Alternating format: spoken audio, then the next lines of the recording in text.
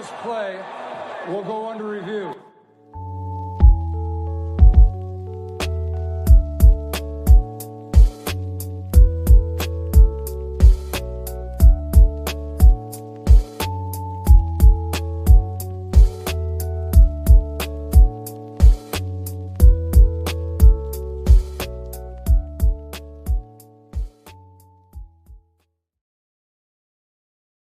What's going on, everybody? Happy Tuesday evening. Thank you so much for tuning into this week's episode of Under Review. My name is Joe DeRosa. You can find me on Twitter /X at show_DeRosa. And we are continuing on into this offseason as the schedule starts to ramp up, all that discussion starts to ramp up. We are getting into another apex of the offseason before we hit a little bit of a low. And on this show, I thought it would be a good idea to kind of give some glimpses into what's going on outside of the Bills world, where we can look at the other divisions in the AFC and see really how these teams have reshaped themselves this offseasons from, a lot of questions that they had to answer with all the draft needs they had, free agency needs they had, and some lingering coaching staff questions. And I thought it'd be fun to start with the AFC South. Now, the Bills do only play one team this season. However, it's still good to keep tabs on what's going on, and I wanted to do that. And of course, I could never do one of these episodes alone. I had to bring a representative of the division onto the show, and he is someone who has joined me before. I had a great time speaking to him about the Jaguars when they matched up back in September in Week 3, and that is Mr. Travis D. Holmes. Travis, welcome back to the show. I appreciate you being here. I appreciate your time. How are you doing in this fine Tuesday evening? Bro, I'm doing wonderful, Brian. I am just a humble media servant living in Travis Hunter's Duval County. Travis Hunter, known friendly passenger of airplanes, known double academic grad, I believe it was, which is awesome. Just truly a seemingly wonderful presence to the NFL world and to the world in general. And a wonderful presence for Jags fans who saw a very aggressive trade up in the draft to go get the prolific two-way athlete. And a lot of fun when I saw that go down, Travis, because I remember just, again, it was a lot of whispers. Do the Browns move out? What are the Browns going to do? And I think it was so cool not only to see the Jaguars get him just because that offense with him opposite of Brian Thomas Jr. is just a really fun thought to have if you're just a fan of football in general, but also for the fact that you have, this new GM coming to town, a new coach coming to town, and what a way to make a statement by making that move. So to pitch it back to you, I just want to ask you, as we start this discussion really with the Jacksonville Jaguars, what are your thoughts on this Liam Cohen and James Gladstone pairing? I mean, just so far, the impression that they've given you relative to the last administration that obviously didn't go as expected. How are you feeling as someone who covers this team extensively about that duo?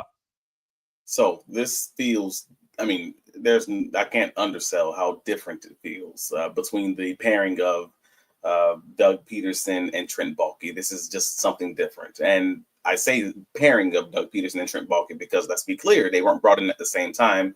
The Jaguars hired Trent Baalke at a time when probably no other NFL team would have hired him as their general manager. And then he gets, Urban Meyer gets fired, and then Trent Baalke is then on the hiring committee for hiring Doug Peterson. That is not necessarily the match made in heaven, if you know what I mean. Like they're not two guys who are being brought in on the same wavelength. Like they're just trying to figure out how to make this thing work. Again, Doug Peterson already coming off being fired in Philadelphia, Super Bowl champion, but he was being fired in Philadelphia. Let's just be clear about that. So at the end of all of it, it's like this is different because Liam Cohen hired James Gladstone. Like they are in sync in all the ways. They came up both under Sean McVay, under Les Snead in the Los Angeles Rams organization with the same philosophy, same thought processes, all of that. So I am just happy to have this the fact that both of these guys are just in sync with each other. Like just starting there, so that whatever is built, whether it's great, whether it's terrible, whatever it may be, at least these guys are on the same page and they're being bold as all can be in that, and they're kind of leaning into this little youth movement. I'm in on it.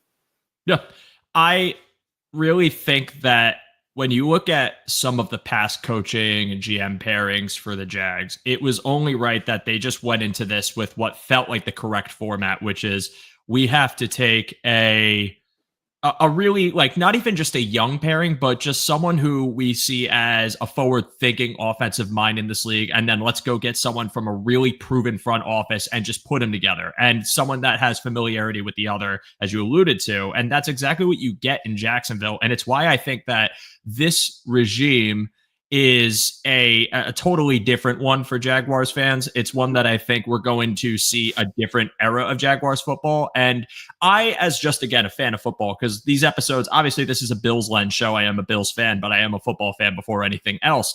And I'm excited to see a team that seems to have, apart from the Saxonville year, just kind of hit hard times and never really seem to find that direction where they can get out of it and be able to be a contending team. And it feels like now we're getting to that point where, just given some of these moves, again, it's still very early and it's still very much on paper, they're making what many NFL fans can kind of unanimously say are the savvy, correct moves, especially when you look at what they needed to do for Trevor Lawrence, who had a lot of question marks for the upcoming season. Well, we went and got him an offensive coach that just basically resurrected Baker Mayfield's career.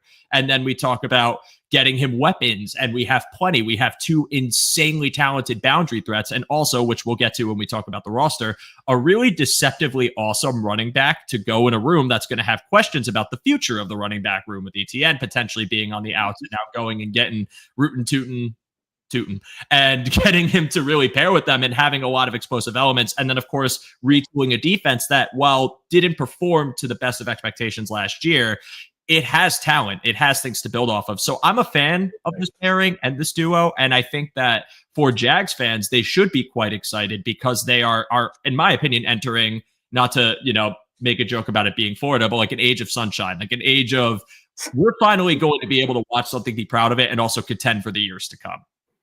Right. I think I'm fully on board with that. Like, I don't want to make this thing sound like I'm just raving. I'm raving and building the parade for Liam Cohen and James Gladstone, because I'm not there yet. But at the same time, I am absolutely saying that this is competent general managing. This is a competent leadership from Tony Baselli, Hall of Fame offensive tackle for the Jaguars, who's kind of over this whole thing of football operations, and Liam Cohen. Like, just the fact of the matter is, they're making smart,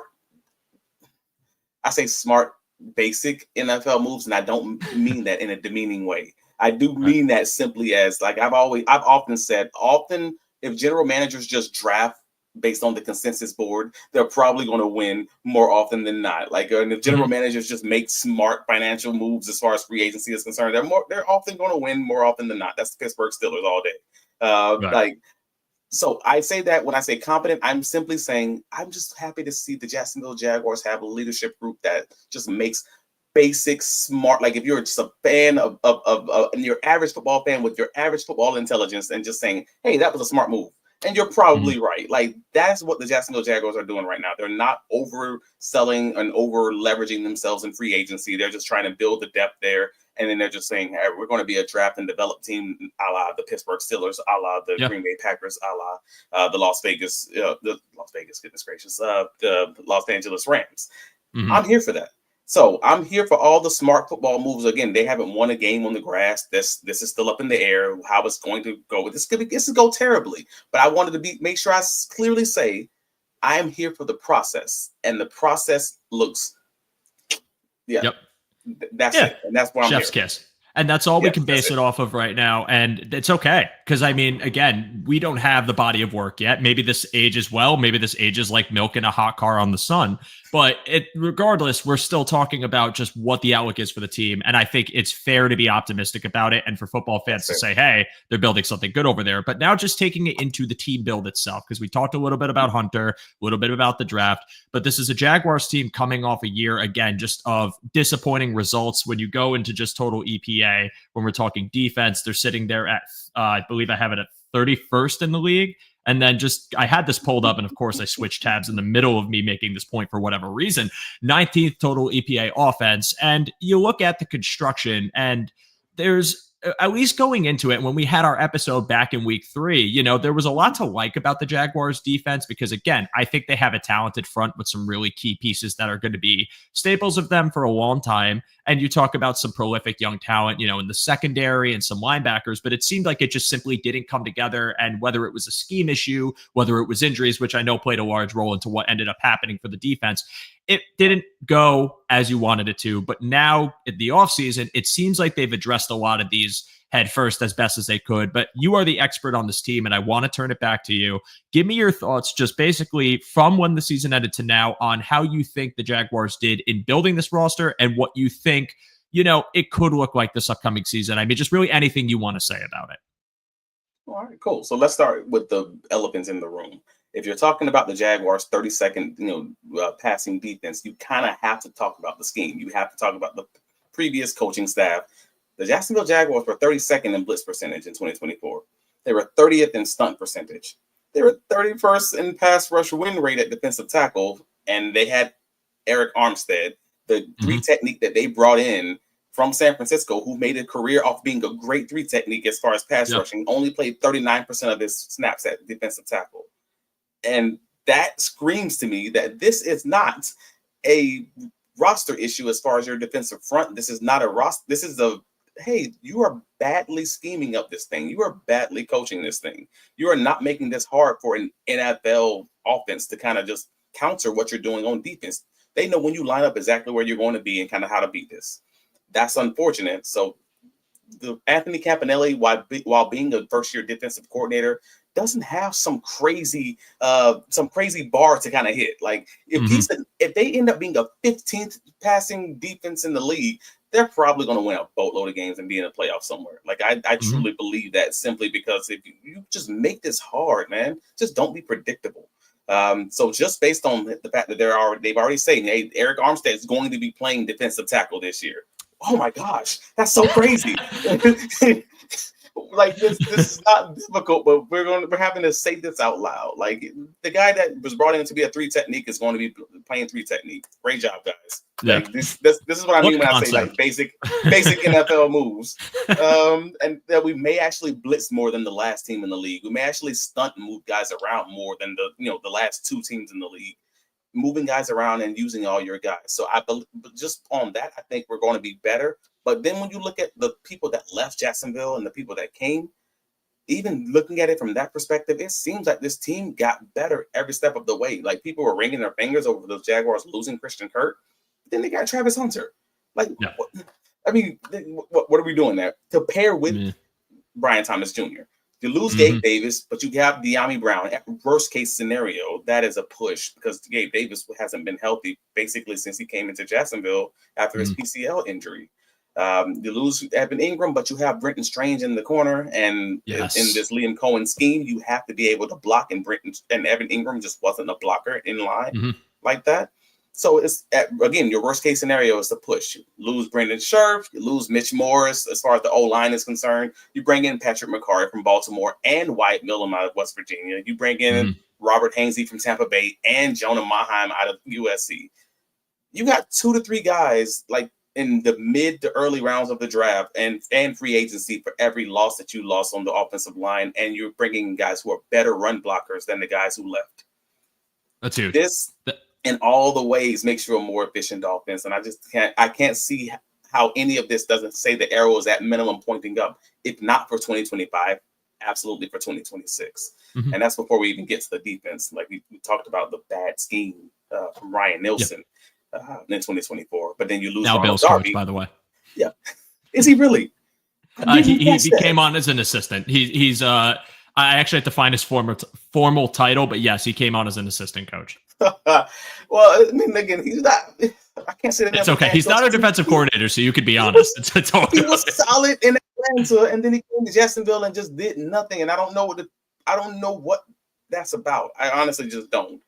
But they lose Ronald Darby. Obviously, got Travis Hunter playing some cornerback. Also got Jordan Lewis from the Dallas Cowboys, one of the best slot corners in the NFL. If you're looking at Pro Football Focus, got Jarian Jones, who's also going to be competing inside and outside.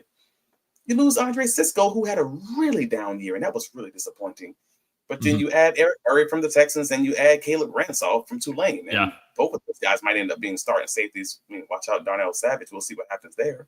And Bayshaw Tootin and LaQuint Allen both added to the running back room with Travis Etienne and Tank Bixby. And one of those guys are absolutely going to be in the cold. Like, I just don't know which one it's going to be. Kind of have to think it's going to be Travis Etienne on that 5th-year option. But we'll see what happens there when they get on the grass. When the veterans truly get on the grass and kind of see where that lands. But overall, I just went down list by list by list. Every player that was brought in is either equal to or absolutely, like, without question, better than the guys who was previously there. And then you have the elephant in the room, which is the scheme just being better. From Liam Cohen versus Doug Peterson or Anthony Campanile versus Ryan Nielsen. I don't think this is even close. Like, they have to be one of the top 2 teams in this AFC South, or I think it's a failure even in year 1.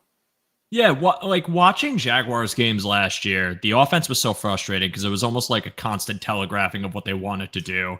And I feel like people mix the results with their own personal valuations of Trevor Lawrence, who I have defended, because I do think Trevor Lawrence has the ability and has just been hamstrung by just, again, like predictable play calling, unimaginative offense. And no, it hasn't been more so a lack of talent because there have been options there. But again, there's been flashes from him where you're like, wow, this guy really is it. And then he gets kind of, people will say you're making excuses for him, but I do think when you look at what defenses are able to do when it's, I could sell out against you because I know exactly what you're going to do. Hello, the 2nd and long screen. So nice to see you again for the 5th time in the game.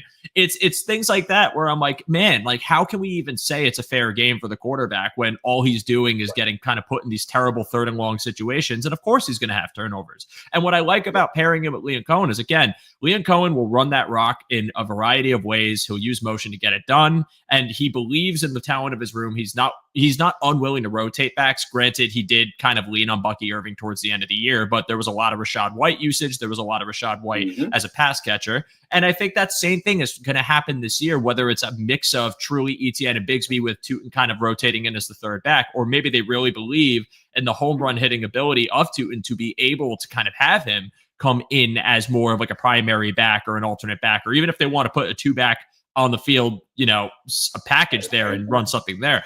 All I'm saying they led is the league in 2024, FYI. Yeah, and all that to say with Liam Cohen, I think it's just the perfect pairing with Trevor Lawrence. And now you're adding in, yes, you lost Gabe Davis, RIP. You lost Christian Kirk, RIP. But like, I don't think the drop off from losing those receivers is so unimaginably like impossible to recruit from, considering that Diami Brown came off a really nice year. Again, nice by the standards of how you evaluated him the year prior. And then you talk about adding Travis Hunter, which again, like I think people have kind of gotten fatigued by the discussion of him, where it's kind of just like, yeah, Travis Hunter, like he's really good. He's going to be good, whatever. Like, this is the clear-cut best receiving prospect in the class who plays 2 positions. And he's also, you can make a case, the clear-cut best corner prospect in the class. And even if the ratio of receiver to corner is like 80-20, 70-30, something along those lines, 70% of Travis Hunter's snap share on the wide receiver room is still an unbelievable impact if he projects to where, or if he lives up to the projection you have set for him. Now, let's take that and pair it with the best rookie receiver in the class last year, because he just based off the stats and how he performed, I would argue Brian Thomas Jr. was the best rookie receiver in the class last year. And you have an explosive threat in an offense that can not only, well, in theory, can not only run on you, but now sets up the threat of the run to pair with play action with 2 unbelievably explosive vertical threats. And we haven't even talked about the change of Evan Ingram to Brenton Strange, which you alluded to earlier, which I'm bullish on Brenton Strange. He had a good showing in the limited time he played. Like, that is a player, and it's not because I have him in Dynasty. Okay, it's partially because I have him in Dynasty, but it's not the only reason. I actually think there's a lot to like about Brenton Strange. I like the frame. I like the post-catch ability. I think when you talk about a conventional tight end in an offense where Liam Cohen is going to feed his tight end, look at Cade Otton last season, this is a player that's going to benefit from this. And I think that you have a really special thing brewing as far as skill positions. And if offensive line might be a concern for people because maybe it's unproven, I would understand that. But it's not from a lack of effort. They're addressing the room. They're trying to fortify the room. Even if the pass pro has to develop with some of these rookies, but the run blocking prowess is there to start.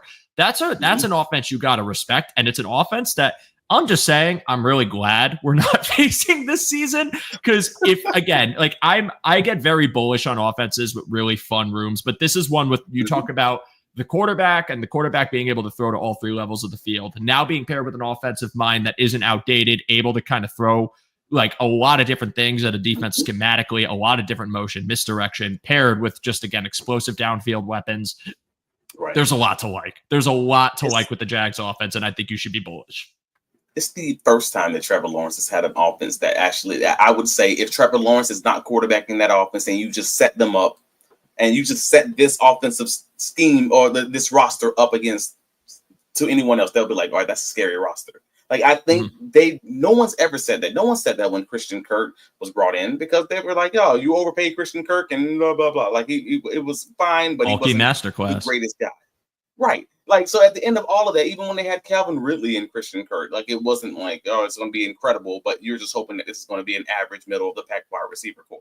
You can't say that now. Again, their weakness might be, and that's a strong might, is the offensive line. When they brought in 6 new guys this offseason, 2 in the draft and 4 in free agency. That's it.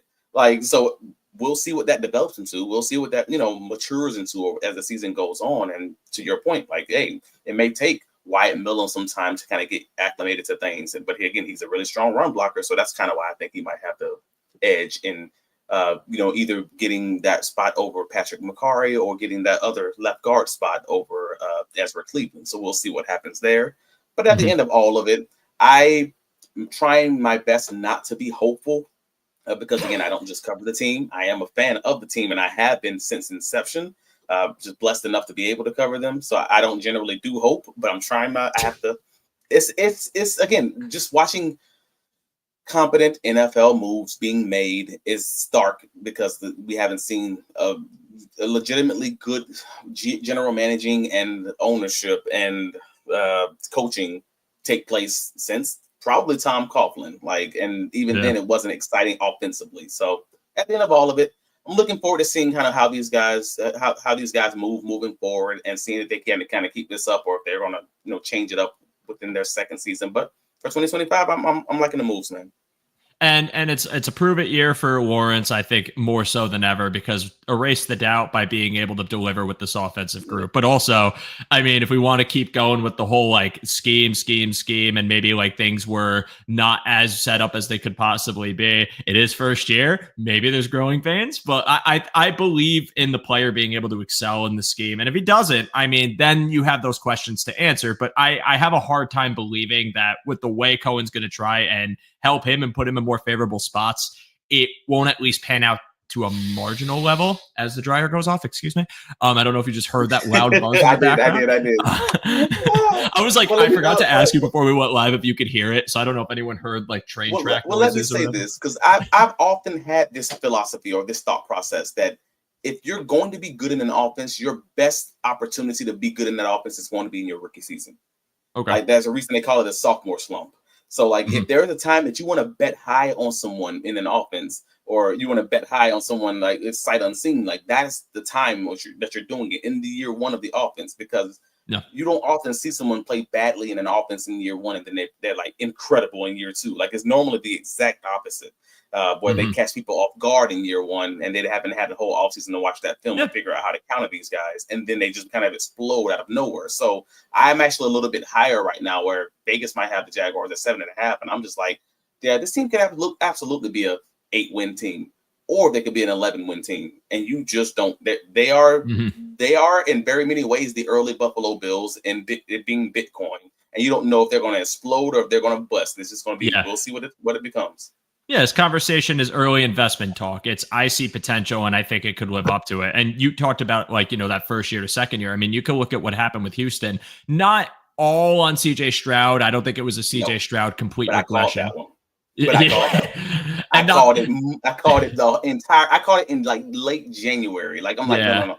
He's going to have double the amount of interceptions. It's not going to work out, and you can see why. Well, the turnover luck stat was a big point to that, and the offensive line getting banged up and regressing. I think a lot of that had to do with it. But yeah, that's a great example too, just within your own division past season. And Texans were still successful. They still got to the divisional round. Like, they still were a good team, but it definitely wasn't as it seemed it was going to be when you looked at Stroud's rookie year and the weapons they paired there. But I think for this Jags team with a new offensive mind at the helm, there's a lot of potential. But moving on to the defense, And this defense, again, I think there's bodies here that I could see making it, making waves. Like, I really like the composition of this defensive line. I think Trayvon Walker has developed in a more steady pace than people had anticipated for a first overall pick, but still good as a player, racked up a double-digit sack season. Josh Hines-Allen, the bane of our existence, as I've told you when we did our Jags preview episode, who terrifies me. Moving Armstead back to that true D tackle position as he should be. And then some of the young depth that I liked last year, like Mason Smith and Jordan Jefferson behind them.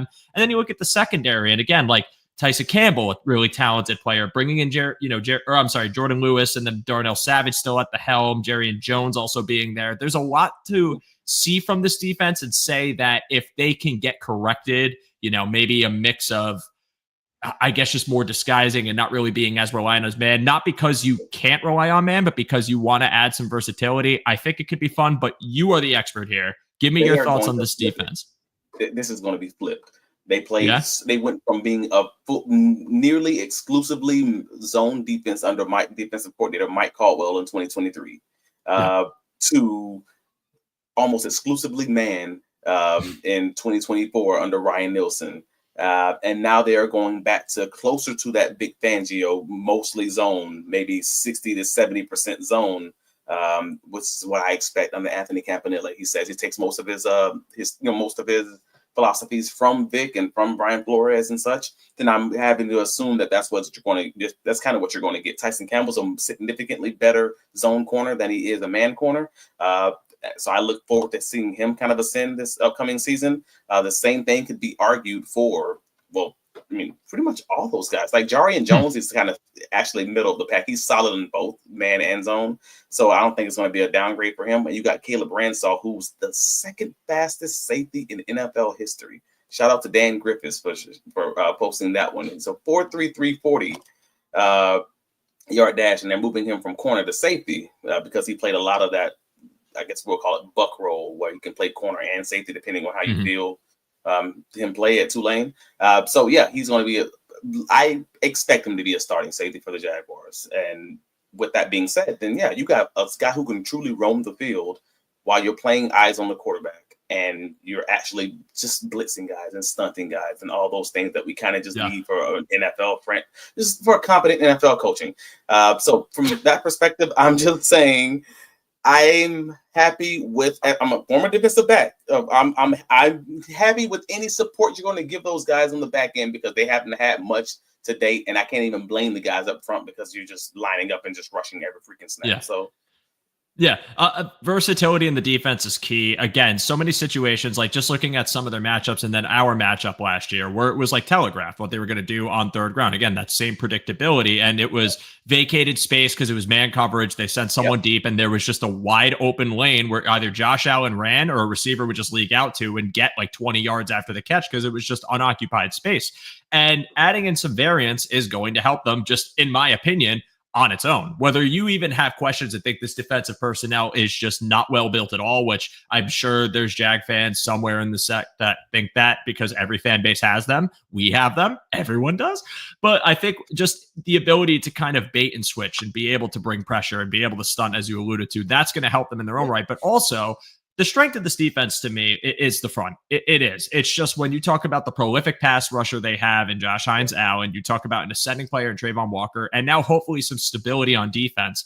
I think what you have, if you're adding in new, if you want to talk about wrinkles to how they're going to rush the passer and blitz and use their linebackers downhill, and maybe still bring some of those man coverage chops, but not as often, I think that's just going to be more of a trickle-down effect to your defensive line, and in turn going to make the pass rush threat all the more viable, which I think, again, when you talk about how explosive the offense could potentially be, this is a means to get there. You could create turnover opportunity. You could create negative plays. And then from doing so, you have your defense helping you have another team eat out of the palm of your hand, because you're going to wind up being able to just go downfield, whether that's, again, being able to kind of start at midfield from a turnover and go play action, or being able to go power, control the clock, and force teams to press, and then pass rush situations become all the more likely. It's what I'm hoping for with the Bills, given some of their moves. I buy into it a bit more. I see the exact same thing happening for you guys, especially with the defensive coordinator, who cites some of his kind of like mentors, influences, as guys that just bring hell on every. I mean, talking about Brian Flores wants to put you in hell. He wants to put you in complete chaos nonstop, and he will disguise it. He will make you hold the ball. There's an opportunity to do that, even if it's not, as polished as it could be, because maybe the defense is in transition this year. Maybe they move on from other players towards the end of next season and they decide to retool it in the draft a bit.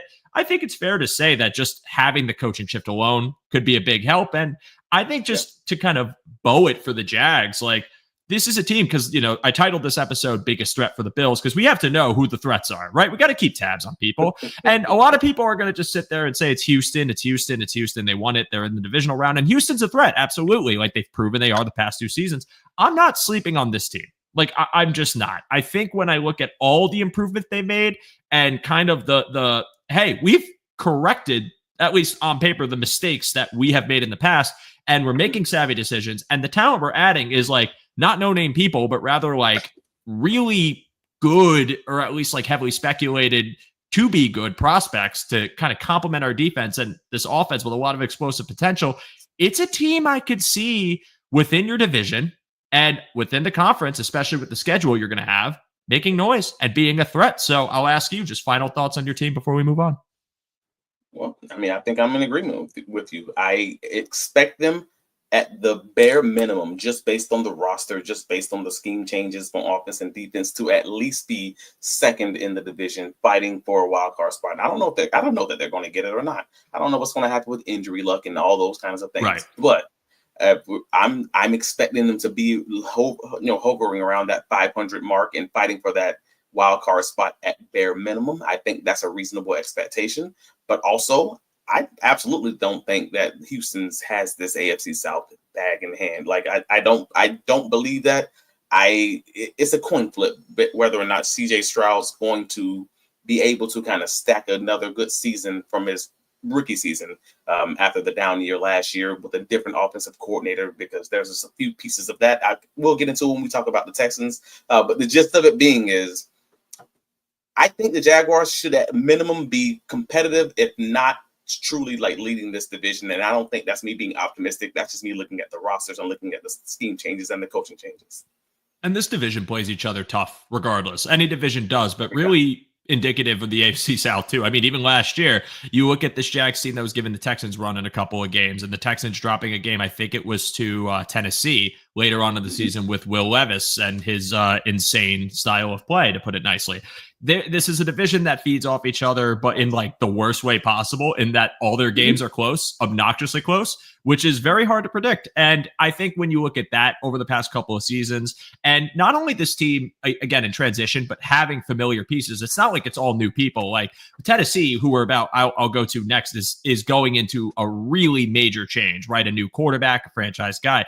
Jacksonville has familiar faces. Trevor Lawrence, who has seen these coaches, but now has a coach of his own to kind of enhance the ability with explosive pieces. Like, that is a reason I would be bullish about the team, is because it's not like rookie feeling himself out. It's, this guy's been in the league. He's taken league reps, and now we're going to see what it looks like with someone who can actually creatively kind of attack a defense, really try to do everything he can to set this quarterback up for success. And I look at Baker Mayfield as someone who I never truly hated, but truly hated, acting like I ever once did. Like, I don't hate Baker Mayfield, but like, people were down on him. They were out on him. And look at what that offense looked like last year with him at the helm. It was inconsistent at times. I think there was times where Baker just didn't have a good performance, but when that offense was clicking, it was unstoppable, and just so much talent to boot, so many explosive weapons. And look at what they're building here. So bullish on the Jags. I could see them being a threat. I think competitive at the minimum is what I expect. Division winner, that division's hell. Like, I could see it. I think I'll always align with who's won it recently, especially if they've done it twice in a row, just because, again, what have you done for me lately? It's no shade, but like, I could see the team being the one to overthrow Houston is Jacksonville. That is where I'll leave it. I want to move on to a team that is young, prospective, hungry, making some changes. One that I will kind of spoil and say, I don't think they're competing for the division. I don't think they're going to be an AFC threat. I think they had a nice draft. I think the direction they're going in is one that they needed to go in. I believe in the player they took in Cam Ward, and that's the Tennessee Titans. And when you look at this offense, again, they've made investments into their offensive line with some high picks used on Skoronski and Latham. You look at their defense, and even though there are, I would argue, holes, there's also some really nice pieces. We could talk about the front with Tavondre Sweat and Jeffrey Simmons. And even though they moved on from Landry, they got my guy, Femi Olade, who I really wanted on the Bills, and they ended up taking him, which pissed me off because I thought he'd be. I want to say this, Travis, and then I'll turn it back to you. I had a tweet day 2 of the draft and said, I predict the Bills are taking Oladejo and Collins. They did neither of those things. I will never tweet that again. But I'm going to turn it back to you as someone who now is talking about a rival, your contemporary in the division, a team under a lot of transition. What are your thoughts about the roster changes to Tennessee, and really your thoughts on Cam Ward and what he could look like in year 1?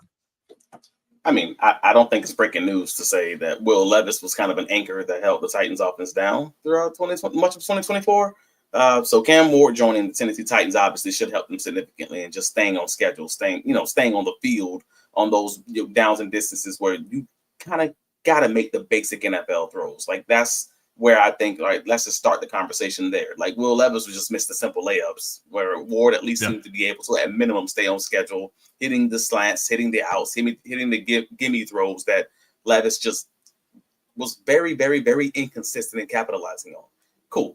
But even with the Cam Ward addition, kind of to your point, I still think Tennessee is probably another year from realistically competing, assuming everything goes to plan even this year, as far as injuries and things of that nature. But they solidified their interior offensive line. They added, Kevin Zeitler, former Baltimore Raven and Detroit Lion guard, Dan Moore in free agency, former Pittsburgh Steeler. They also added Tyler Lockett to pair him with Calvin Ridley. That's not a bad addition with adding Alec Amore and Xavier Restrepo. Restrepo. So got Cam Moore. He's got a little safety blanket. Add him to the roster. That's not a bad situation at all. If you're just taking a step back, looking at this, they moved on from Harold Landry, but then they replaced him with Oladejo. I love their draft class. Like, I legitimately did, because I can't just BS you and say I don't like their draft class because it's the Tennessee Titans, when I'm literally arguing for like four out of the 5 of these players, like Jackson Slater. Like, I like that pick also. Yeah. So I'm just gonna be real about you, but I still think they need a little bit more up front.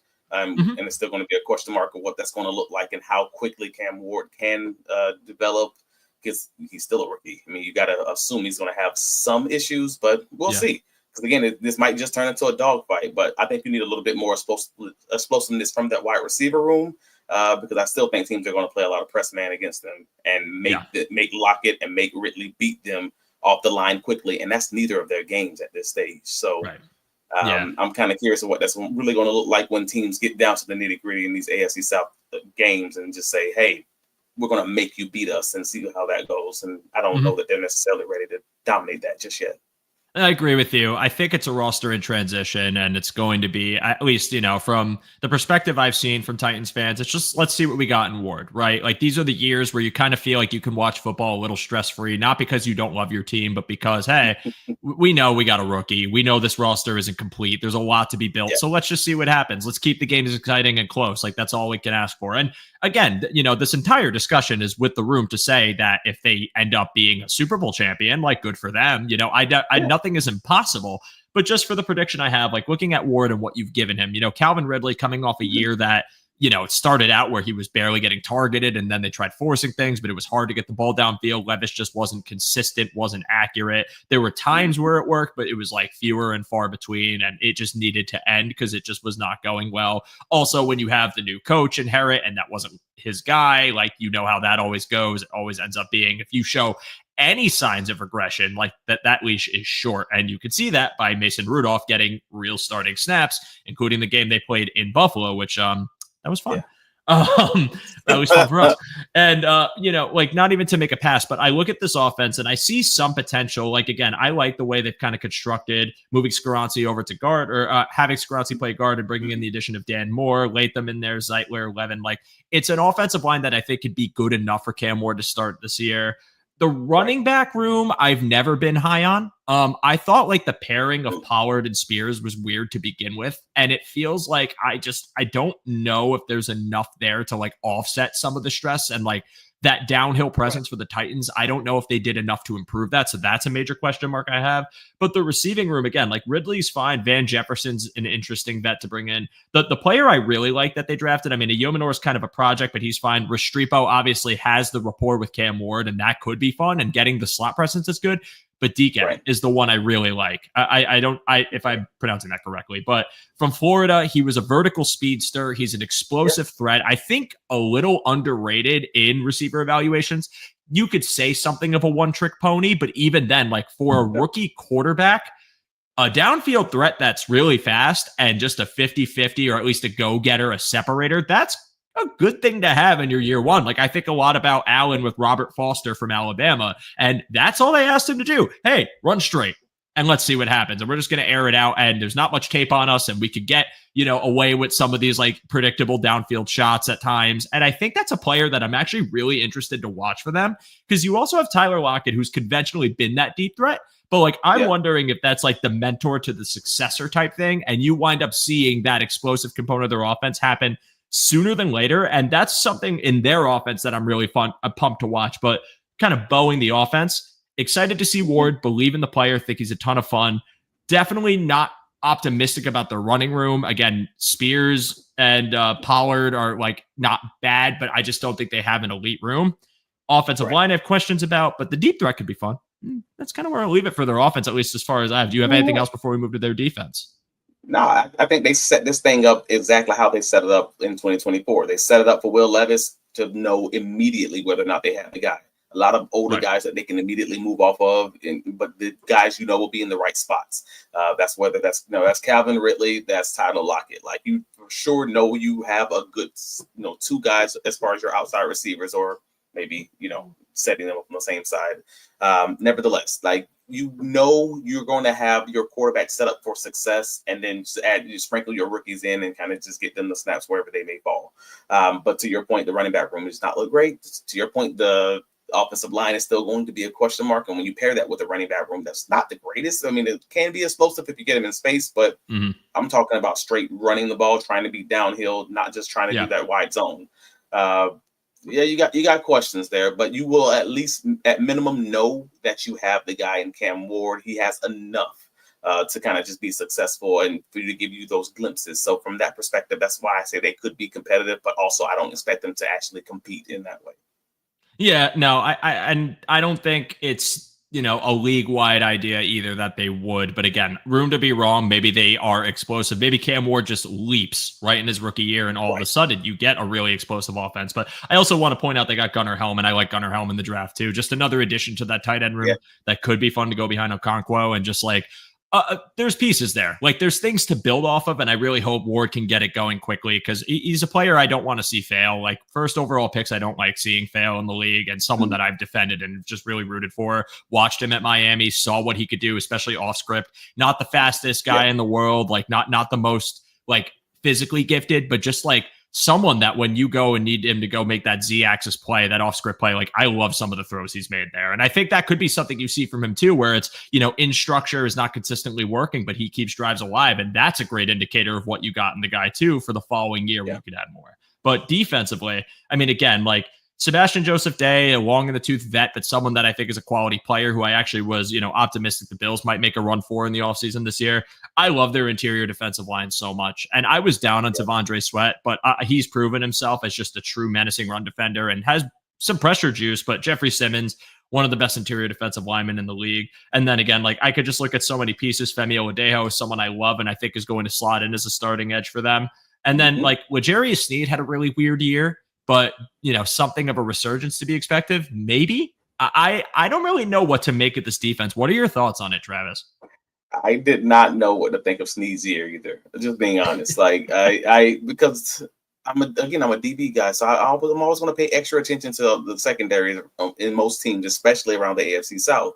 And I just didn't know what to think of that, man. Because he was so good for the Kansas City Chiefs, and then he was just like, I won't say bad, but he would absolutely just disappear way more often than you'd expect for the Titans. But teams didn't have to take risk against them because it was playing against the Titans offense that wasn't very good. So in that way, yeah, him disappearing and not making his presence known is simply could be a byproduct of the fact that teams don't feel that need to be a little bit risky because they know who they're playing. So I have a little bit of that kind of thought as far as their defense is concerned, because I actually I do believe that this defense is really dang good. Like I always hated the fact that they have Jeffrey Simmons, and to add Sweat to that lineup is just not fair. I'm just gonna be honest. It's not right. Like that don't seem. It's a stalwart group, man. It's what you build around on that interior. It's a really good defense, and because of that, I don't view it very different than I view 2024. It just depends on what their offense is going to give them to give them more opportunities. Because I think even in the few games that they won in 2024, it was often games where it's like 17-14 or 20-16 or something just ugly like that because the defense is keeping them in it. So I don't have very many doubts about the Tennessee Titans defense, honestly. It's really going to come down to that offense because I actually, unfortunately, do believe that they're going to be as good as they were in 2024, if not better. Yeah, and the passing defense, I remember going into that Bills game. They were one of the top-rated defenses in the NFL, and they had a bit of a skid, and any team will, but they showed potential, and I think that really the crux of it will lie in interior pressure, but also now if they have a true edge threat, because again, it's just forcing teams to hurry up and getting the opportunity to kind of have some of the talented members of your secondary make a play. There's one pick they had in this draft that I really like, and it's Kevin Winston Jr. Again, just a safety that I think is physical. It's a great addition to their secondary, a physical, really rangy safety. Again, I think probably does better towards the box in the NFL, at least in my opinion, but someone that I think will help the back end of your secondary too, and just be someone who could be a plus run defender, maybe even positioned as a, if you want to have him as a blitzer occasionally, he's got the chops to do it. He's got the violence to do it. There's a lot to like about that player. They got him at a pretty reasonable spot. And I think just, again, if he's healthy, I think if he was healthy this past season, he would have had way more draft stock go into them. There was obviously concern, but that to me is the player that, in addition to Oladejo, I look and I say, even if it's not all right now for this team, this is year one of Cam Ward. I think they have a long window plan.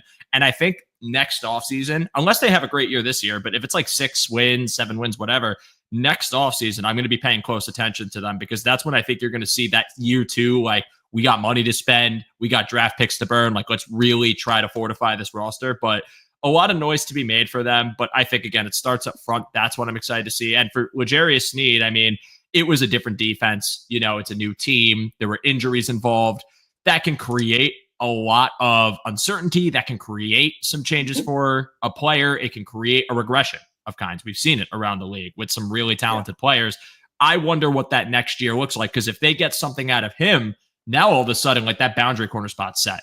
You got a guy who can do both, and you're going to end up being a team that, with better coverage, leads to coverage sacks. Maybe not as reliant on a blitz, maybe more 4-man. And you have the personnel in the interior to win with 4, especially if you have a home run hitter on the edge. So I could see them making noise. I definitely see them being a thorn in the side, for sure. Yeah. The T in Titans stands for thorn. It's a team that wants to be a pain in your ass. And I think to start with a prospective rookie quarterback, even if they're not a team that I predict to compete, is a team that I think will be a fun team to watch for Titans fans, and one that I think a lot of teams should be paying, or a lot of people should be paying attention to, as someone that's going to build up a really fun, young, hungry team that could compete for the division in a couple of years. Any final thoughts on them, Travis? No, man. I think I'm generally in agreement with you, and I don't like to see it. I want the easiest division ever. I want no issues. I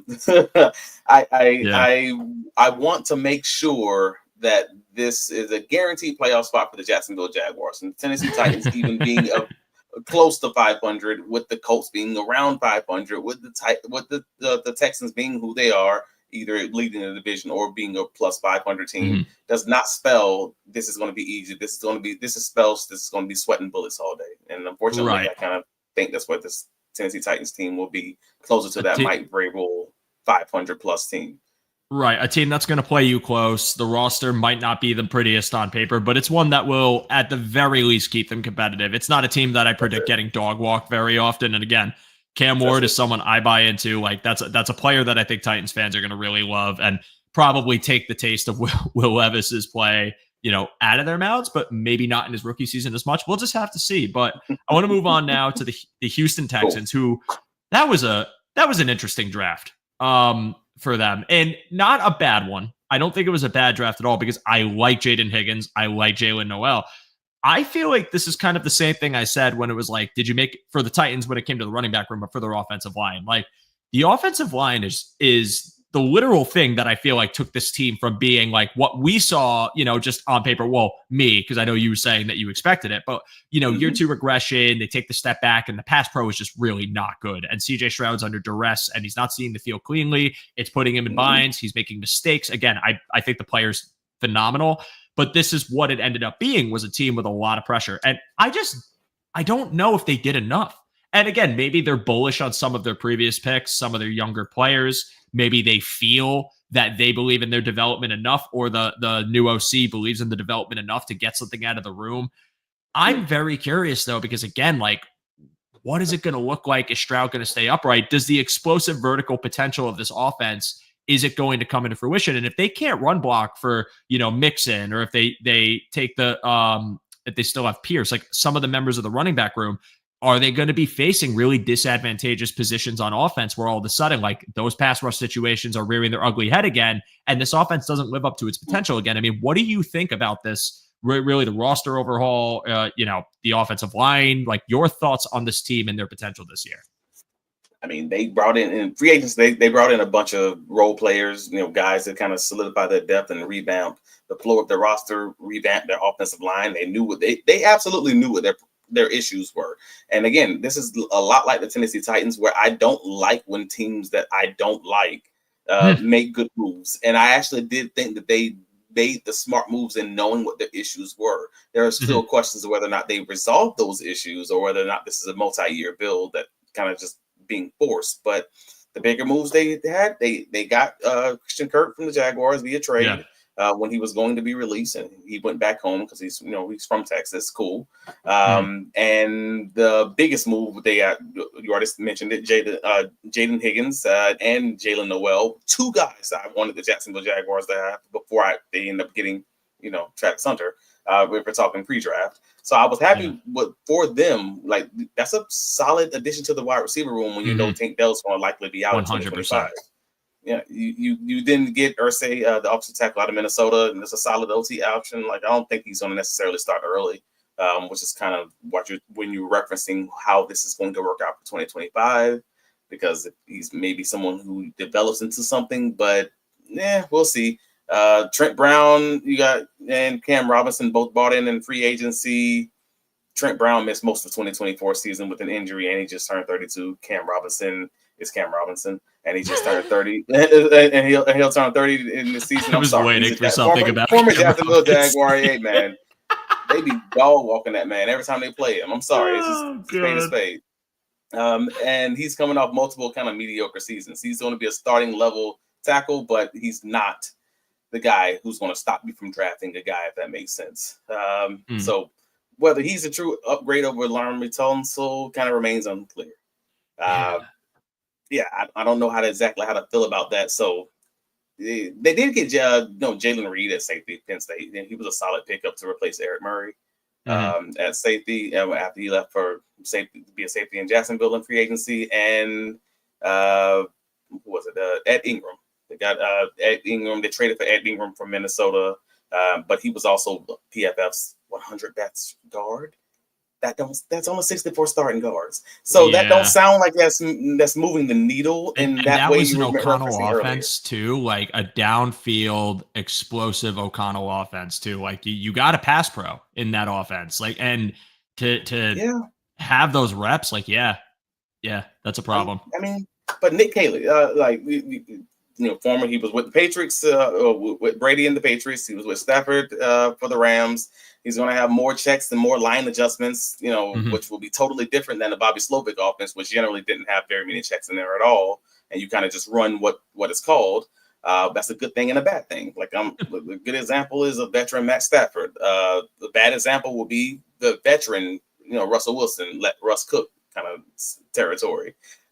So where is this going to land? Is this going to be Russ, the end of Pete Carroll's kind of kind of regime, or is this going to be truly like CJ Stroud looking like the veteran quarterback making these checks? Because as much as we say he was good in his rookie season, he was good in Bobby Slovis's offense, just running the offense, the same offense he was bad in last year. We just haven't seen this in the NFL from him. So this is closer to that Brock Purdy, Shanahan offense that kind of rests on the run game and minimal checks. That was what he was coming from. And now he's going to, I'm truly going to run this thing. And if he does try to cook a little too much and not trust his running game or his makeshift offensive line, do you see them getting off schedule simply because he's not doing the right things, manually there? I love that point, because that's the question I think they have to answer, because your biggest pain point last year was your protection for Stroud. And what you have kind of said to the quarterback is, we're putting our faith in you to be able to make it work with the personnel we've given you, be able to read and react on the field accordingly, adjust your protection accordingly, and be able to stay upright in the pocket and deliver. But where I worry about that is kind of the mentality of playing behind a shoddy offensive line. Like, that's such a real thing when you talk about how it just drastically alters decision-making and comfort. And you could see it with like a lot of college quarterbacks that play behind O-lines, like bad O-lines. Like I talk about Caleb Williams when last year he was obviously as talked about. And it was, I believe in the player and the talent. That O-line gave up insurmountable amount of pressures to a point where the clean pockets weren't clean for him, because he would sit there and he'd have proper protection and he'd bail. And you're like, dude, like, what are we doing? Shedeur Sanders, it was kind of a similar top conversation, because he had a very poor protective O-line and he had to make a lot of things happen on his own. And then, it breaks down and it's like, you don't got to bail out on this one, man. Like this pocket's clean. So for CJ Stroud, now if the onus is on him, the question I have is, does that year 3 leap lead to him being so good at adjusting his protections that even if there isn't the biggest talent, if there's more of a talent valley, that he can overcome it just by being savvy enough to read defenses and being in better positions and then getting the ball out quickly if he needs to? Is this offensive line going to do a good enough job at run blocking while you still have Joe Mixon and the juice he has? And then are you going to be able to read and react well enough to take advantage of those vertical threats you have? Because Tank Dell is probably not walking through that door this season. And there's questions if he ever walks through that door again. So you get Christian Kirk, who's a very viable slot option. I think Jalen Noel is an awesome pickup for them. I think Jaden Higgins is an awesome pickup for them to pair with Nico Collins, who I've seen people even liken him to. And then, of course, still having Dalton Schultz. Like, the skill is there on the offense. It's a matter of just being able to keep the structure alive.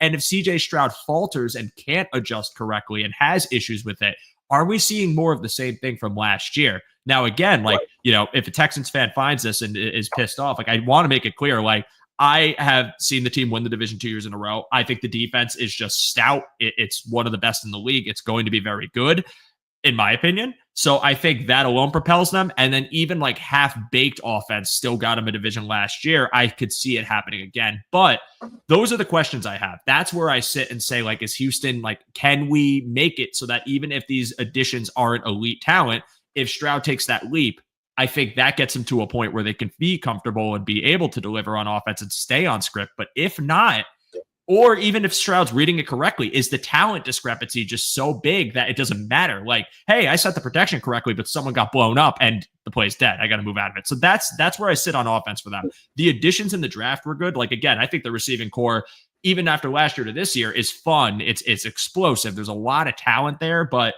how do they keep Stroud upright? And if they do, I think it's going to be good for them. That's where I'm at with their offense. I mean, any final thoughts before we go to defense and then eventually Indianapolis? No, I mean, I'm pretty much in lockstep with you right now on this. Like, they have to be favored because of course they do. But at the end of the day, there's a huge range of outcomes as far as this team is concerned. And it kind of starts and stops with that offensive line and its impact on CJ Stroud. So at the end of all of it, like, the defense is going to be what it is, to your point, and the wide receiver room, it looks like it's probably going to be really dang good, if not better than last year. And you have a different offensive coordinator coming from that Sean McVay Rams system that you kind of have to assume is going to be good. So how does CJ Stroud mesh with this new scheme? That's the question mark. And if he's going to be good in it, then everything's going to be great for them. And Jacksonville will be fighting for that number 2 spot because it's going to probably just go to Houston. But if not, then you're going to be in some dogfights, not only in 2025, but also in the future Yeah. years to come, because now all the teams are kind of caught up at that point. And that same conversation about, well, Trevor Lawrence got a new offensive mind and that could propel him is the same one you could have for Stroud too. Hey, new OC in the building. This could absolutely work. And we could have very minimal tape on what Stroud can accomplish in the system. And that just gets him a huge head start on the season. And that could be a great thing for them. So I want to like reinforce this. Like, I think Stroud's phenomenal. I believe in his potential to be a top flight quarterback in this league. I think he's very close to being there already. Obviously, year 2 was a bit more underwhelming than what expected, but I think that those are just simply the questions I have, but it's not to say that's going to happen. And maybe it's all from a moot point and they believe in this room, believe in the quarterback enough where it's going to work just by play calling, play design alone, and Stroud could take care of the rest. And that's but you don't have to apologize for saying the obvious right now. If you're a Texans fan who was concerned about the offensive line and you use that as an excuse and or crutch for CJ Stroud in 2024, then you have to be aware of the fact that it's obviously the way that this 2025 season could go wrong is if the offensive line has not improved. And I don't think just looking at just looking at that roster in 2024 and looking at the offensive line roster in 2025, I don't know that they necessarily improve. I think it could easily just be different guys.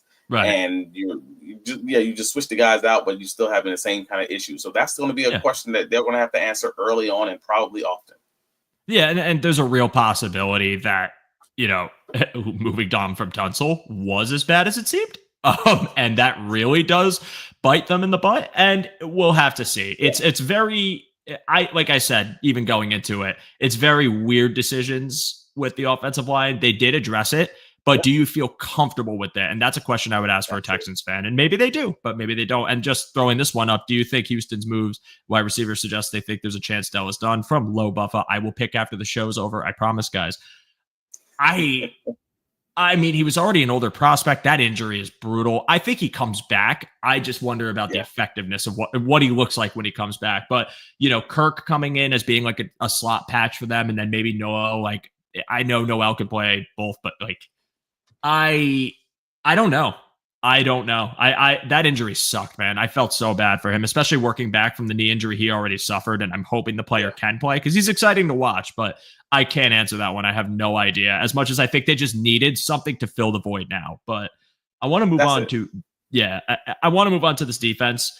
Again, it's just so talented. It's so freaking talented that the pass rush is there. The interior defensive line, I do have some questions about it because it's a little more patchwork than their edge rushing room, which is just unbelievable.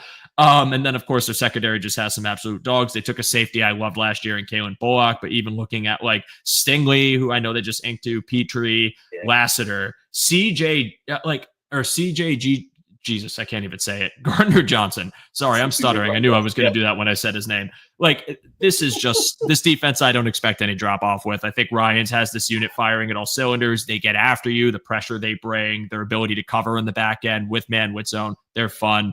I don't expect regression for the Texans defense. I think that's going to be, apart from Stroud, potentially the strength of this team. And that front is just something that you have to deal with and just, it's a nightmare. I unfortunately agree with you, but it's a nightmare that some teams in the AFC South have become adept at playing against. Because again, this Texans team, even when they beat Jacksonville in the 2024 season, wasn't as dominant as you'd expect them to be, because there's just certain teams, like you say, in division, those games in division, those teams know you best. They just kind of know how to play you. So as much as I do agree with you, actually, that this defense is dominant, it's really dang good. Like from the front to the back, there's not a true weakness that I would, like one position group that I would just say that's really weak. Like CJ, the addition of the CJ Gardner Johnson, just in general, is a dog, because I love to see anybody who's fighting like that. And then you have Jalen Petrie. Like, if he doesn't get injured last year, they probably are doing better in that, 3-game stretch when he got hurt in 2024.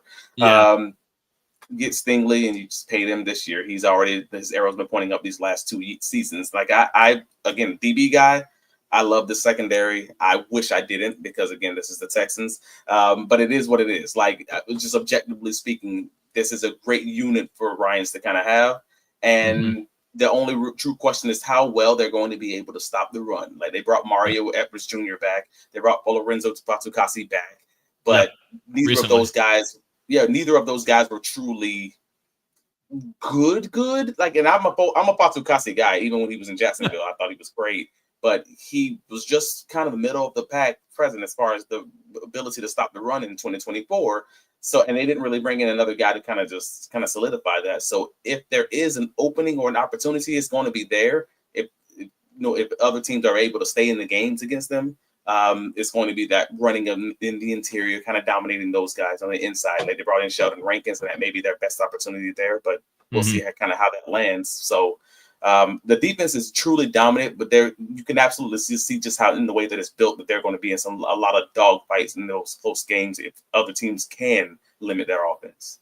Yeah, if you have a team that I think is just running with power, able to run through your interior, I think that's where you could have success on the Texans defense on the ground, but you just better hope it works because any true pass situation is just going to be disadvantageous. Again, it's not even just the secondary, but their linebackers are so physical and fly to the ball and are just aggressive tacklers. They can benefit you in pass rush. Like they stack a box. It's like putting yourself in a coffin made of nails. It's just an absolute force on defense ran by, again, a brilliant defensive mind that I just think has them really, like, that alone elevates them to such a high degree. And even in a more competitive division, like I just see it as a team that I praise this defense so much because I watched what it did to Josh Allen in an MVP season, mind you, 9 for 22, like just an unbelievable group that I don't expect really much drop off from, but if I had to pick a weakness, because just for the sake of picking one to be objective, and because I want to not sit here and only sing their praise, Jags guy, I got to kind of stir the pot with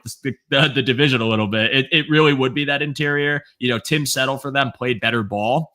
I don't think he is a stalwart defensive tackle. What I do think is if Derek Harmon dropped to them or if Kenneth Grant dropped to them, that might have been someone they had their eyes on and maybe someone they would have taken. And Derek Harmon in this defensive line would have given me nightmares. So I'm almost thankful that he went to Pittsburgh. Granted, he's also on a really good defensive line. And Kenneth Grant going here would also suck. So to be honest with you, as a Bills fan, I'm definitely happy that didn't happen. But again, as a football fan who loves good defense, it's a group that, again, with this edge rushers, it's just so talented, so aggressive. It doesn't even always live and die by Will Anderson and Danielle Hunter. Sometimes it's just how Ryans has it with the back end coverage, and I love it. So I think they win it again.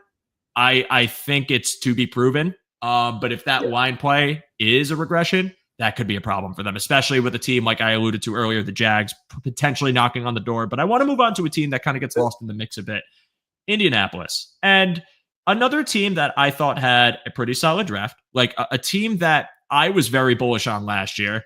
But unfortunately, they went through the growing pains with Anthony Richardson, who I considered last year pretty much an extension of his rookie year because he got hurt really early on in his rookie year. He's coming in. He's still getting game action. Like he's a very, very much a project.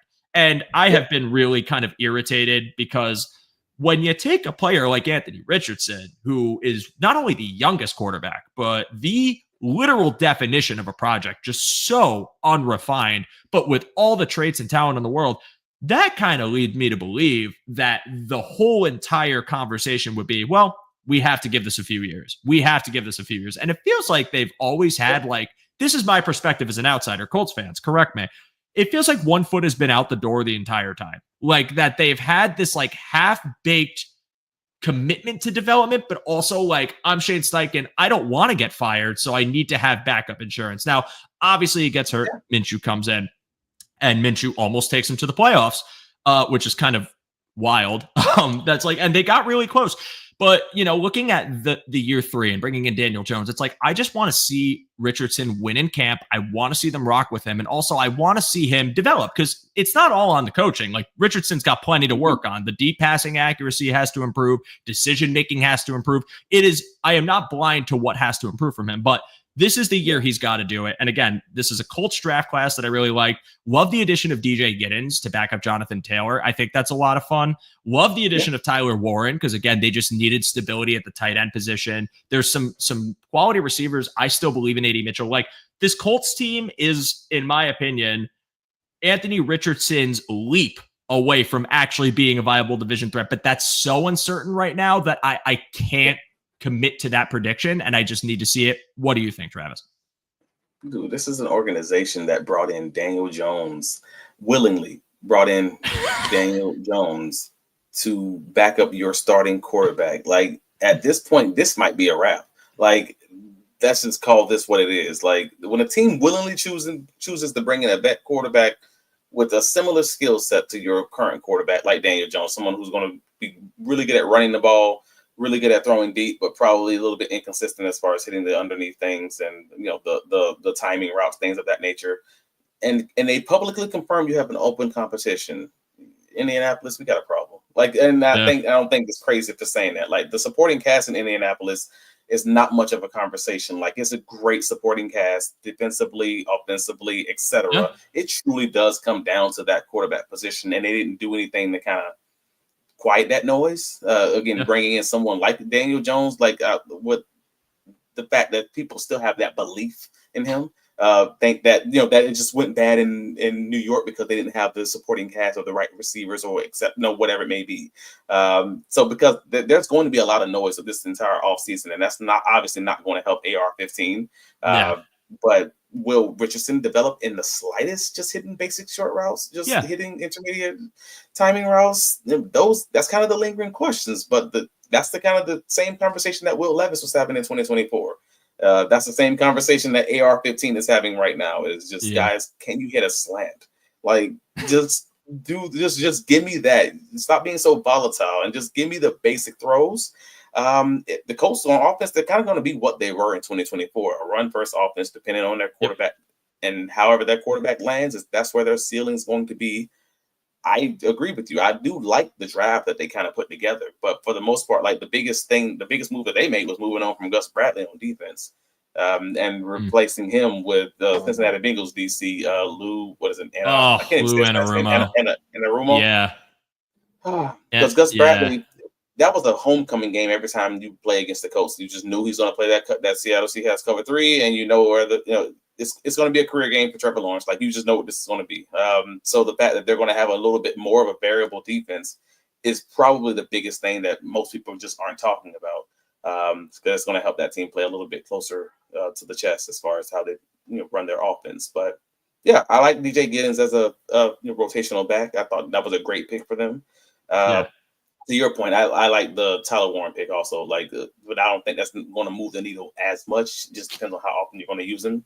Depending on if you're going to use that check down like that.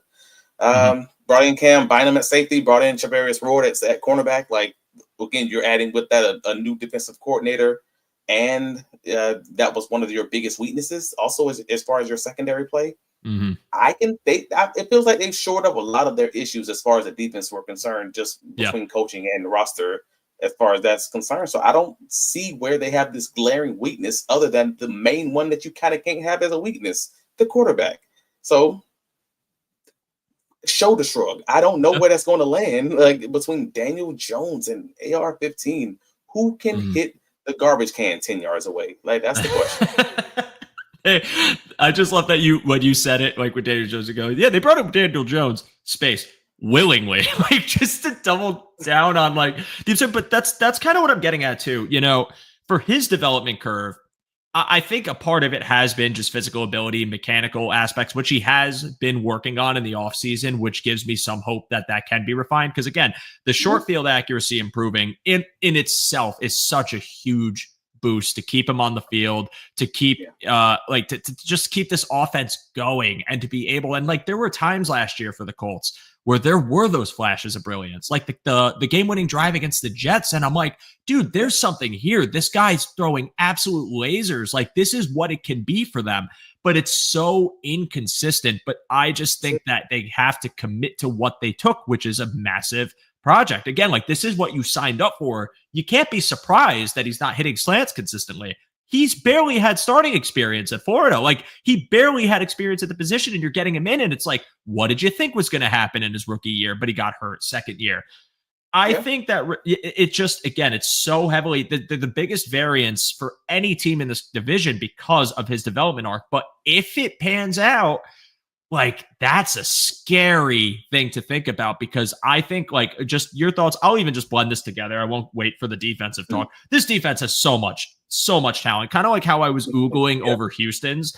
I'm looking at theirs. This defensive line, when you talk about Buckner, year 2 Latu, Grover Stewart, Ebukam as a backup rotational edge to Kwity Paye, bringing in JT Tuimoloau, like, all of those additions, that pass rush and the run defense is going to be so awesome. But pairing that with Lou Anarumo, who will drop everyone and send 3 because he can hit pressure with 3, but also bring the blitz, like just a really good creative defensive mind who was dealt such a bad hand last year in Cincinnati. That's a defense that I could see them just on their own, even if Richardson's still having hiccups, keeping them in every game they play. It's why I can sit here and say I don't think they finish last. I don't think they're going to be a bad team, but it's just so contingent on the Richardson development arc, man. It is. And there's talent in this offense. Josh Downs is awesome. I loved him coming out of UNC, the slot presence he has, but also some of the upfield chops he can play with. He's a separator through and through. He's a great, reliable weapon for someone like Richardson. But like adding in Warren to potentially be that short field guy could be awesome. Line him up in the backfield potentially. Pierce is a deep threat. Pittman is a solid option. AD Mitchell's potential year 2 leap. Like, it's all about potential for this offense to carry them to a division title and to the playoffs. It's not impossible for it to happen, but it's just something we got to see. Like, we just have to see Richardson stabilize. And if he doesn't, then your backup's Daniel Jones. How good can that be? And that's where I think that's where I look at it and I'm like, if that doesn't work, it's not going to work, and they're going to have to reevaluate. That's where I see it for the Colts. You're saying it right now, and that that reevaluation is going to happen in the 2026 draft, the loaded quarterback class that's expected. Yeah. But I mean, I just recently, like last week, watched the highlight clip of like a 3-minute highlight clip of AD Mitchell overthrows or underthrows, just terrible throws, and I'm just like, yo, this is wild. And just watching it was like it's the best rookie season from a receiver that did like barely anything. Nothing. When you look at it, because it's like, oh my gosh, wow, this was bad. How many of these underthrows or overthrows is like are here on this tape? And that's kind of what I was referencing when I'm just talking about Anthony Richardson and just his inability to kind of just hit these throws when they're open. That's the ceiling. That's I can't even say it's just the ceiling. That's the ceiling and the floor for this team. Unfortunately, it's just like, hey man, can you just keep this team on the field by not missing the layups, not missing the basic throws? But to your point, it's a loaded roster. That's kind of what I was saying earlier with the supporting cast across the board. I've always thought the Colts had one of the best rosters in the AFC South, top to bottom, and they just didn't have a quarterback. And because if you don't have a quarterback in the NFL, you're probably not going to do well, because eventually you're going to go against a team that can stop the run. They can kind of limit you in that way, and they're going to make you do the thing that you don't want to do. And for Anthony Richardson purposes, I don't want to throw 5-yard outs. I don't want to throw slants. Like, it's just, I don't want to do these are the things. Like, if you want to run with the RPO game, but they're going to take that away and just, again, force you to beat them by pressuring you. That's what's going to happen. It's the same thing with Daniel Jones in a lot of ways, but maybe a little few differences. At the end of the day, I do appreciate the fact that they do have a really good defense. I've always hated DeForest Buckner because he's been so dang good. Like, he's just so dang dominant. Grover Stewart, awesome. Like, he helps them in their ability to stop the run and kind of force into those obvious passing down situations. Latu. He was okay. Yeah. Like, he was okay, but as a prospect, I loved him. Right. That's where I'm at with him. What he was in the Gus Bradley defense is obviously not what he's going to be in Lou's defense. So we'll see what that's going to look like, in 2025. But across the board, I have no questions. Very similar to Houston as far as their defense is concerned, because again, I thought the main issue with that defense was the fact that it was just being coached by Gus Bradley, and you don't have that anymore. You're not lining up and being so predictable with just playing cover 3 every down and barely blitzing. Like, you're actually going to move guys around and, to your point, blitz 8 guys or just blitz 3, and whatever's going to happen happens. But yeah, so a little bit of variety as far as that defense is concerned. It's just going to come down to the quarterback. That's kind of what I was getting at earlier, man. AR-15, Daniel Jones, or bust. 2026, here we come. Like, that's the options for the Colts right now. Yeah, I think that's what it boils down to, because I really don't have questions about how good this defense could be. Maybe like, okay, we got Lou for the first year, changes to the scheme can breed some growing pains. That just happens in the NFL. But when it solidifies, it's going to be so fun. And just there's something about like these older, grumpy dude DCs that just like has so much charm to them. Like Vic Fangio, Spagnuolo, and now you got Anarumo. Like, as someone who is Italian, and I believe all three of those men are Italian, like that resonates with me a little bit. It's just like the Staten Island vibes, man. I don't know. Maybe there's something about being a defensive coordinator. I don't think they're all from Staten Island. Anthony Campanelli is also Italian, and I thought that was funny. But wait, is Wick Martindale Italian? I don't know. What is he? I don't he's know. Old actually, he's old and grumpy. I just don't know what he is. Well, we got that criteria, but like it's to be completely serious. I just think that Colts defense is going to be so much of a threat. Like turnovers are going to happen, the pressures are going to come naturally. They're going to stop the run. Like it's something that I think a lot of fans of AFC South teams that aren't the Colts should pay a lot of attention to as what keeps them in their games, because I don't think they're going to ever get dog walked unless it's the offense is just so hysterically bad because of bad quarterback play that they just physically can't keep drives alive and the well breaks. But with Richardson, the offensive line underwent some changes too, but I just like the young players that are inheriting the role. Like Bortolini was a very versatile offensive line prospect that I liked, and I think he's finally poised to take a starting role. Gonzalez, more of the same thing. Obviously, Quentin Nelson's still there, and he's a future Hall of Famer at this point. A.D. Mitchell, the separation has been there and the results were not. And I've never seen a player with that production profile have everyone unanimously say, nah, it's not him. Like it's not his fault, man. Like he's doing what he's got to do. Like there was some like mentality. Like I remember like he got frustrated on the sideline in a game, but like you see the overthrows and you're kind of like, even then I kind of get it, man. Like we shouldn't, but some effort things where he wouldn't block or he was just like jogging on the route, so he wouldn't take contact on slants later in the season. Yeah. Like I saw some of those kinds of things, but again, if you're frustrated and like you understand it on a personal level, but also you can't put that on tape. But so I get it. Yeah, I'm not saying do it. I'm not saying yell, but also like I wouldn't yell back at you. Like I'd kind of sit there and be like, I get it, man. I get it. I like let it out. But no, I think the talent's there. It's just quarterback development. But to put a bow in the conversation, Travis, it's going to be a fun division to keep up with. Again, the Bills aren't seeing much of it this year, but I still think it was a good exercise to just see what's going on in the world outside of Buffalo. And you were, as always, an awesome guest. Like last time I had you here, I had to get you back on. You're here again. You brought great insight and just someone that I appreciate hearing from. And I want you, with the floor now, to let our community, let everyone know what you got going on, where they can find you, what's up and coming for you. Well, what we got going on right now on the Duval Dive podcast is we're going through our mailbag series.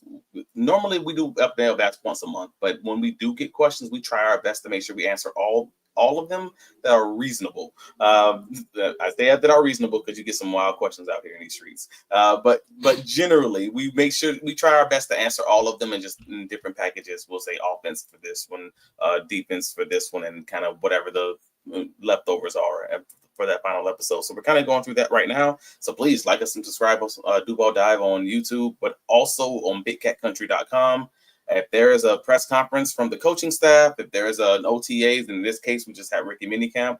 Last week, I was on the scene, getting all the pictures, getting all the videos, getting all these summaries and questions from Travis Hunter and the coaching staff. So that was a fun experience, but also it allows me then to come back to BigCatCountry.com and give you guys the workup of everything that's kind of happening on the scene, giving my observations. So that's up on the site already, the observations from Rookie Minicamp.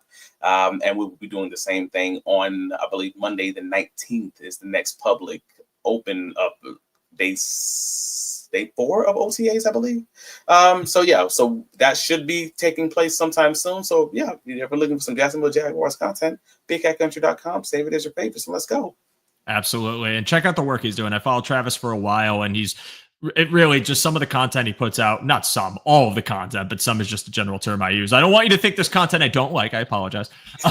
No, the work he's putting out is great. And like I say to any person, like it's good to look at the NFL world if you're a football fan beyond just Bills fandom and see what's going on. And he's worth your follow if you're ever interested in anything with the AFC South, with the Jags, or just football in general. Like I appreciate your perspective on things. The Travis Hunter Palooza. If you want some find out what's going on with Travis Hunter, give me a quick follow. They'll probably try and find you if the Bills receiving core has any discrepancies, any fall off this year, that's for sure. But no, listen, Travis, you're awesome. I appreciate you coming on the show again. Super fun talking to you. Please go check out what he has going on BigCatCountry.com, the Duval Dive. For me, my name is Joe DeRosa. You can find me on Twitter /X at @show_DeRosa. Again, these preview episodes are a ton of fun. I am looking forward to doing more as I plot the next AFC division that I take on with the next guest I bring on here. So stay tuned for that. But I will say to all of you, thank you so much for tuning in. Feel free to check out the description for a link to the OnePass sign up where you can become a OnePass member. It is a ton of fun, a great time to be a OnePass member. So go ahead and do that if you're a Bills fan, football fan, or someone who just likes being in random Discord servers for $60. I'm sure you're out there. And stay tuned if you're on YouTube, if you're on Facebook, any of the Cover One apps, stick around at 9 p.m. Anthony Prohaska is going live. Well, he is alive. Is going live to discuss Dalton Kincaid's past year and the projection for him. It's one that I'm actually tuning into because I have a lot of questions about Dalton Kincaid, and I'm sure a lot of Bills fans do too, or football fans in general. But for this conversation, we're putting a bow on it. We are saying good night. Have a great rest of your Tuesday. Thank you again, Travis. And as always, to the people that tune in, Bills fans alike, go Bills. We'll see you soon.